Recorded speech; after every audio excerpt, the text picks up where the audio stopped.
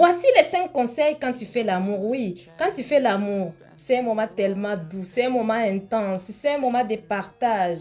Parce que, en fait, c'est les corps qui sont en train de communiquer. En fait, on est dans un état où on oublie tous nos soucis, on oublie tout. C'est-à-dire que le cerveau là, il s'occupe uniquement de faire l'amour. Maintenant, on va voir quels sont les conseils. Les 5 conseils que je peux vous donner pendant que vous êtes en train de faire l'amour. Qu'est-ce que je peux vous dire, les amis, les amis, les amis? Si tu ne me connais pas, moi, mon prénom, c'est Laetitia. Je suis coach en relation amoureuse. Je suis également sexothérapeute. Et sur la chaîne, nous parlons de tout ce qui concerne l'épanouissement du couple et les choix du partenaire. Si c'est des sujets qui t'inspirent, n'oublie pas de t'abonner et surtout d'activer la cloche des notifications pour ne pas rater nos futures publications de qualité comme celle-ci. Je partage les vidéos toutes les semaines. Et en plus, n'oublie pas de mettre un j'aime parce que nous sommes une équipe. Quand tu mets les j'aime, c'est pour permettre à l'algorithme, c'est un robot, l'algorithme de TikTok, ou de YouTube, là on est sur YouTube, pour que ça puisse propulser nos vidéos. Mets un j'aime les amis, c'est vraiment très important. Quels sont les conseils que je peux vous donner? Les 5 conseils. Conseil numéro 1, c'est-à-dire qu'il ne faut pas te forcer à faire quelque chose que tu n'aimes pas. Donc, je dis souvent que la bonne sexualité se fait d'abord dans la propriété et une bonne sexualité se fait avec une bonne communication sexuelle. C'est-à-dire que tu es dans une relation avec ton chéri, ton mari, ta femme, vous aimez les rapports. Oui, parce qu'il faut dire qu'on aime les rapports. Arrête de faire semblant. Quand tu étais marié, ça signifie que tu aimes ça. Pourquoi tu es dans ton mariage? C'est parce que tu aimes ça. Tu as choisi. Tu t'es dit... j'aime les rapports sexuels, mais comme je suis sérieuse et que je ne vais pas les faire de gauche à droite, j'ai choisi une personne avec laquelle je les ferai. C'est pour ça que tu es mariée aujourd'hui. Du coup, ce que je disais, il ne faut pas te forcer à faire quelque chose que tu n'aimes pas. Donc, c'est-à-dire que dans tes rapports sexuels, il y a beaucoup de pratiques. Il y a beaucoup de choses que ton mari peut aimer ou toi-même tu peux aimer, mais l'autre n'aime pas. Et comme les rapports sexuels, c'est une communication, la communication des deux corps, il faut être sûr que ton mari aime la chose ou que ta femme aime la chose. Maintenant, j'ai dit qu'il ne faut pas que tu te forces à faire ce que tu n'aimes pas. C'est ça. Mais il ne faut pas aussi que tu dises non à chaque fois alors que tu n'as jamais essayé. Pour savoir si tu n'aimes pas la chose, il faut d'abord l'essayer 3-4 fois. La chose que tu n'aimes pas.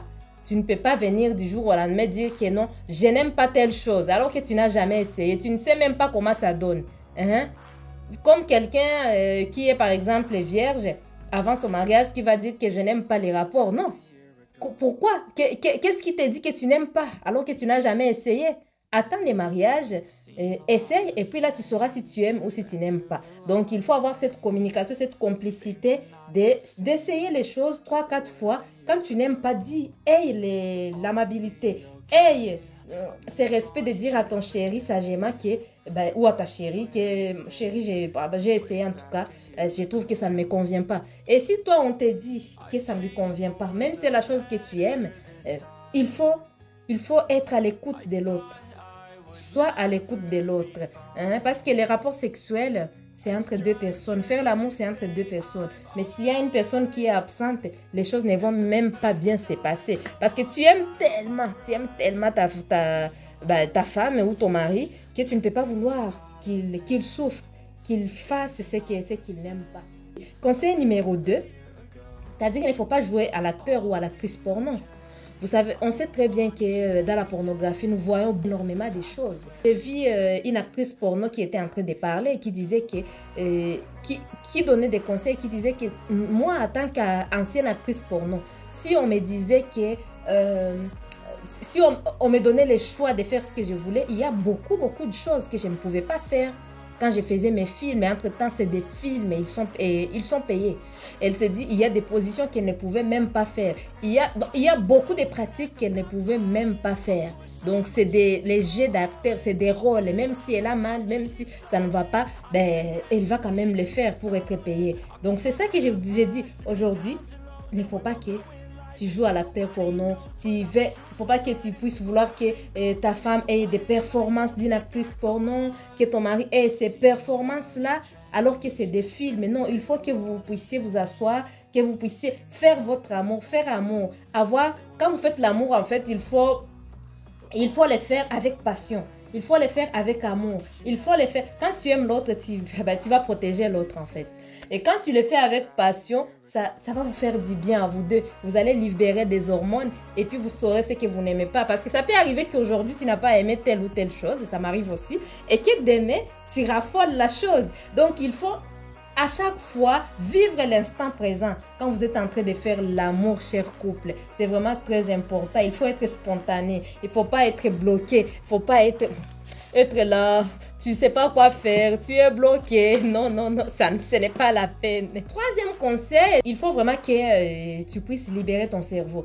C'est-à-dire quoi? Il ne faut pas avoir les énergies négatives dans ton cerveau. Tu es là, tu es en train de faire l'amour avec ton chéri. Au lieu de profiter de l'instant présent, tu commences à dire, hey, comment il va me regarder? Il va trouver que je suis comme une pute. Hein? Il va trouver que je suis comment? Ah, ma femme, elle va trouver comment? Comme là, je suis en train de la laper. Comme là, je suis en train de lui faire. Est-ce qu'elle va trouver comment? Non, non, non, non. Ou les enfants sont partis où? Les enfants, maintenant, les enfants peuvent être quelque part. Mes enfants sont... Non. Quand tu es dans un rapport et que ton cerveau n'est pas là, ton cerveau est partagé, ton cerveau est ailleurs, tu n'auras pas des orgasmes. À chaque fois quand tu fais tes rapports sexuels, il faut que ton cerveau s'occupe uniquement du rapport sexuel. Et quand ton cerveau s'occupe uniquement des rapports sexuels, tu verras, tu vas profiter au maximum, ça va te faire du bien, tu vas avoir des orgasmes, tu vas prendre soin de ton chéri, de ton bébé. Parce que oui, le téléphone ne sera pas là, ça sera en mode avion. Donc ça sera un moment exceptionnel pour vous deux. C'est important de libérer le cerveau, chères femmes et chers hommes, pour passer un bon moment. Je vois que tu es en train de me regarder là. Mets un j'aime, mets un pouce bleu et ça me fera plaisir. Conseil numéro 4, il ne faut pas que tu puisses, tu puisses rendre responsable ton mari ou ta femme de la qualité de vos rapports. Donc, ça arrive dans un couple que vous ayez des rapports ou peut-être que vous n'avez pas assez de communication sexuelle chez vous et que soit la femme n'est pas satisfaite, soit l'homme n'est pas satisfait. Il ne faut pas que tu puisses rendre responsable l'autre. En fait, quand on fait un rapport sexuel, on est dans l'échange et dans la communication des deux corps. Comme c'est une communication des deux corps, nous sommes tous des responsables. C'est-à-dire qu'il y a la responsabilité de l'homme et la responsabilité de la femme. Donc la femme et l'homme doivent avoir déjà le cerveau libéré, comme on venait de dire. Et ensuite, il faut que chacun puisse se livrer, puisse se donner au maximum à ces rapports-là. Et si jamais ça ne se passe pas très bien, ce n'est pas de la faute de l'un ni de l'autre. Il faut regarder toi, ce que toi tu n'as pas fait. Est-ce que tu ne lui as pas bien communiqué? Est-ce que tu ne lui as pas bien guidé? Qu'est-ce que tu n'as pas fait? Ne rendez jamais responsable ton mari ou ta femme de l'échec de vos rapports sexuels. Cherchez à communiquer plutôt. S'il a un défaut, s'il ne sait pas faire telle ou telle chose, toi aussi il y a ta responsabilité parce que tu ne lui as pas peut-être parlé, tu ne lui as pas guidé. Si par exemple ça ne s'était pas bien passé alors qu'elle t'a guidé, peut-être que tu n'avais pas cette humilité, parce que oui, surtout beaucoup d'hommes n'ont pas cette humilité de dire que ma chérie va me guider, non. Comme ils ont l'ego, des fois, il manque cette humilité. Il faut avoir suffisamment d'humilité pour accepter d'être guidé par son mari ou par sa femme. Tu es le seul maître de ton corps.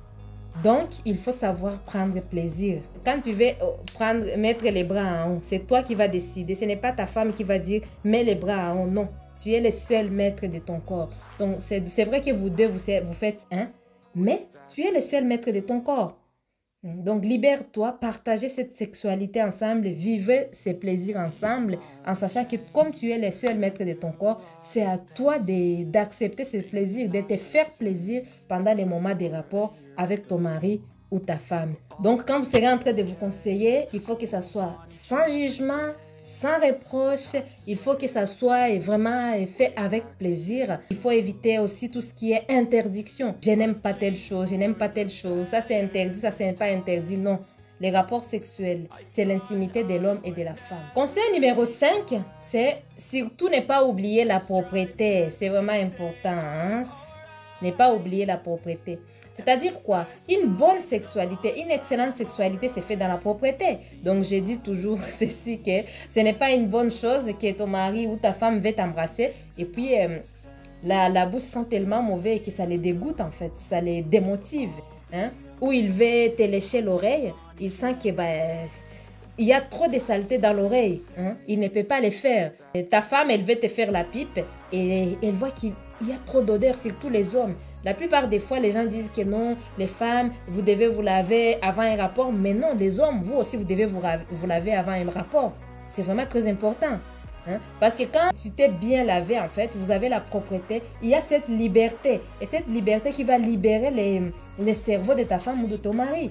Et quand c'est libéré comme ça, il va par exemple prendre soin de ton testicule en sachant que tout est propre en fait. Elle aura par exemple cette facilité à aller prendre soin avec sa langue de ton testicule, de prendre soin par exemple de ton pénis avec sa langue. Pourquoi? Parce que tout est propre. Hein? Mais imagine-toi, elle veut juste te toucher tes fesses. Ça sent tellement mauvais. Ça la décourage, ça la démotive, même les goûts du rapport. Ça disparaît, tu vois un peu. Hein? C'est la même chose pour la femme. Hein? Il ne faut pas que l'homme puisse descendre, il puisse faire quelque chose, il puisse caresser même les orteils. Oui, il y a beaucoup de femmes, les orteils, c'est leur zone érogène. Quand ton homme veut caresser tes orteils, ça sent tellement mauvais, ce n'est pas du tout bien. Donc, le conseil numéro 5, c'est le dernier, vraiment, et pour aujourd'hui, en tout cas, je donnerai les autres au fur et à mesure. Donc, c'est ne pas oublier la propreté. La propreté est capitale. Et la propreté, comme on a dit dans d'autres vidéos, quand vous faites les rapports, les jours où vous avez le temps, vous avez l'opportunité, il faut explorer vos corps. C'est-à-dire, il faut explorer depuis le sommet de la tête jusqu'à la plante du pied. Il faut explorer le corps de ton mari ou de ta femme. Comme il faut explorer, c'est-à-dire qu'il faut être propre depuis le sommet de la tête jusqu'à la plante des pieds. Il faut être propre partout. Hein? Et c'est vraiment important et c'est capital pour une bonne sexualité. Dites-moi maintenant dans les commentaires ce que vous en pensez. Et moi, ça me fera plaisir de vous lire. J'aime toujours lire vos commentaires. Et je vous dis à très bientôt pour une nouvelle vidéo.